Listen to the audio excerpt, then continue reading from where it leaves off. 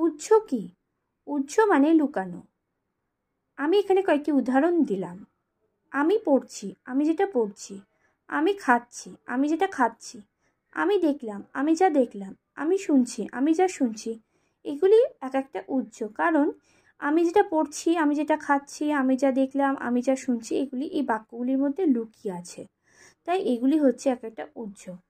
আমি যেটা বলেছিলাম যে ইম্পারেটিভ সেন্টেন্সে কর্তা সবসময় উৎস থাকে, তার উদাহরণগুলো দিয়ে দেখি। নেভার টেল আ লাই, কখনো মিথ্যা কথা বলো না। ডু ইট কুইকলি, তাড়াতাড়ি করো। Please give me a pen, দয়া করে আমাকে একটি পেন দাও। প্লিজ সিট ডাউন, দয়া করে বসো। Kindly give me a glass of water, দয়া করে আমাকে এক গ্লাস জল দাও। এগুলি কাকে বলছে? এগুলি যাকে বলছে সে হচ্ছে উৎস, সে এই বাক্যগুলির মধ্যে লুকিয়ে আছে।